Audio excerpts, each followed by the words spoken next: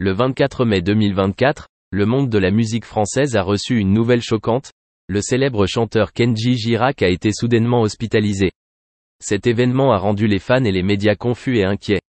Derrière les annonces officielles de sa famille et de sa direction, se cachent encore de nombreux détails glaçants et choquants que seuls ses proches peuvent comprendre.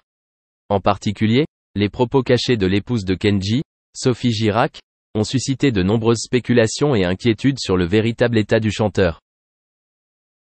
Dans une courte interview accordée à la presse, Sophie a révélé des informations choquantes sur l'état de santé de son mari.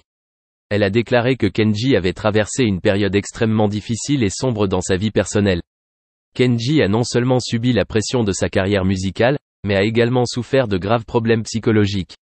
Il s'est tourné vers l'alcool pour oublier sa tristesse et a même tenté de se suicider une fois, a partagé Sophie en larmes.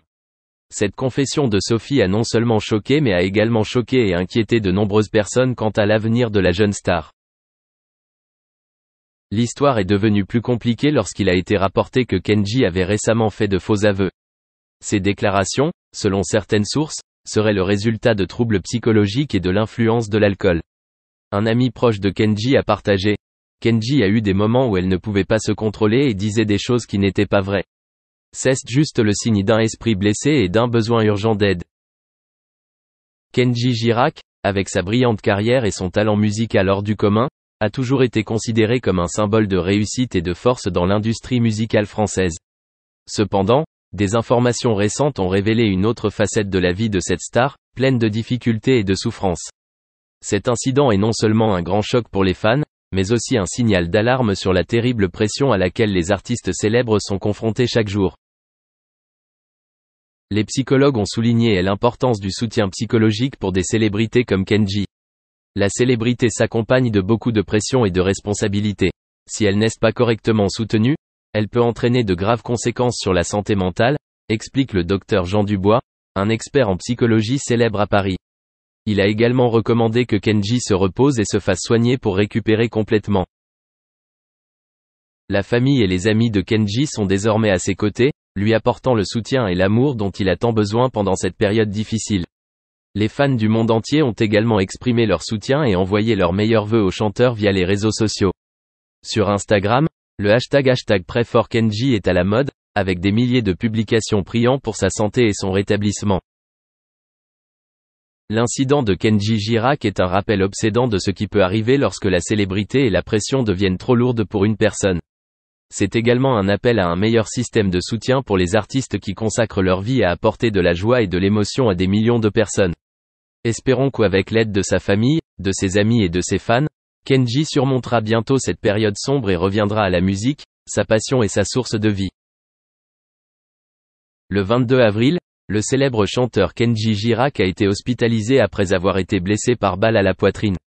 L'incident a choqué et inquiété de nombreux fans ainsi que la communauté du divertissement. L'enquête qui a suivi a révélé de nombreux détails remarquables et compliqués, liés à un contexte familial tendu et à la consommation excessive d'alcool de Girac. Cette information a été fournie par le magazine Closer Mag, soulevant de nombreuses questions sur l'état de santé mentale du chanteur. Selon Soraya Miranda, la compagne de Kenji Girac, le 21 avril, soit un jour seulement avant l'incident déchirant, toute leur famille a déjeuné avec des amis. Lors de cette réunion, Girac a consommé une grande quantité de boissons alcoolisées. Les types d'alcool qu'il buvait comprenaient de la bière, du ricard, du rosé, du vin rouge et de la poire. La quantité et la variété de ces types d'alcool montrent la gravité de la consommation d'alcool, suscitant des inquiétudes quant à la capacité du chanteur à se contrôler dans de telles situations. Ce déjeuner ne s'est pas arrêté là, il a duré jusque tard dans la nuit et s'est poursuivi dans la zone touristique de Biscarrosse. Ici, l'alcool continue de couler sans arrêt, créant une atmosphère d'ivresse et de perte de contrôle. C'est dans ce contexte que s'est produit le drame, laissant de nombreuses personnes s'interroger sur ce qui s'est réellement passé entre le début de la fête et la fusillade. Soraya Miranda a partagé ces détails effrayants dans une interview, rendant le tableau général de l'incident plus clair mais aussi inquiétant. Les tensions familiales, combinées à l'abus d'alcool, pourraient avoir contribué à la perte de sobriété et de contrôle de Kenji Girac. Cela a récemment amené l'opinion publique à soulever de nombreuses questions sur la santé mentale et la stabilité du chanteur.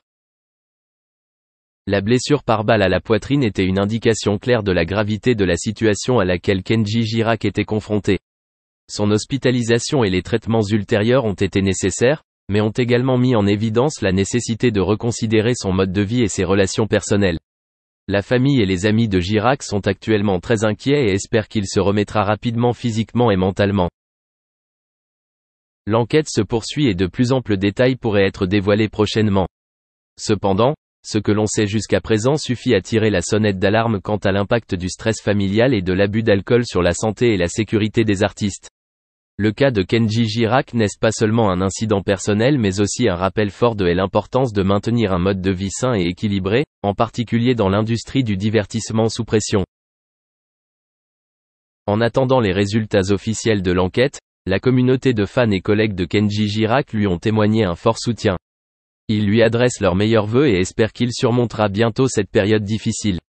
Ce cas met également en évidence la nécessité d'un soutien psychologique et d'intervention rapide pour les personnes présentant des signes de stress et de toxicomanie. Seul le temps nous dira pleinement ce qui s'est passé et ce que l'avenir réserve à Kenji Girac. Mais il est clair que cet incident a profondément marqué le public et l'industrie du divertissement, tout en mettant en lumière les graves problèmes auxquels les artistes peuvent être confrontés dans leur vie personnelle. Jean-Michel Vincent était autrefois une vedette lumineuse dans le Hollywood des années 1980, incarnant le charismatique Stringfellow Hawk dans la célèbre série télévisée, Airwolf. Sa silhouette robuste et son visage typiquement américain l'ont propulsé sous les feux de la rampe. Cependant, sa descente du statut de beau à celle de troublant a été rapide, en raison de ses addictions, de ses tendances violentes et d'une série d'incidents malheureux. La tragédie semblait être ancrée dans la lignée de Vincent, né en juillet 1944 à Denver, Colorado, de Lloyd Whiteley Vincent et Doris Jane. Malgré le service honorable de son père en tant que pilote pendant la Seconde Guerre mondiale, l'histoire de la famille était loin d'être conventionnelle.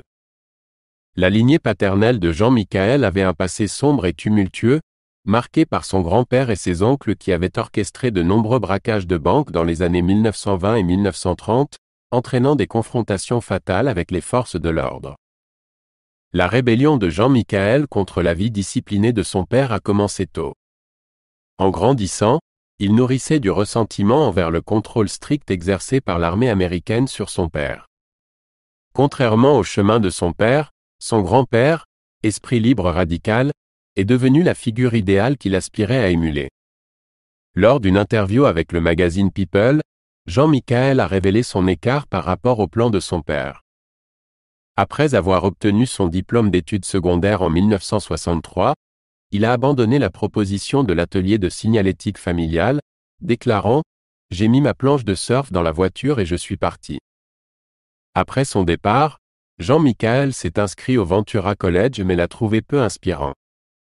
Rappelant l'expérience, il a mentionné « J'aurais pu terminer mes études collégiales, mais le commis d'inscription a littéralement fermé la fenêtre devant moi pour l'heure du déjeuner. » Armé de $200 de frais de scolarité, il s'est lancé dans une escapade mexicaine sauvage, marquant le début de son voyage imprudent. Dépourvu d'une éducation formelle, Jean-Michel s'est retrouvé à imiter involontairement un chemin qu'il cherchait à éviter suivre les traces de son père. Après ses escapades au Mexique, Jean-Michel s'est enrôlé dans la Garde nationale de Californie, à l'instar du service antérieur de son père dans l'armée américaine.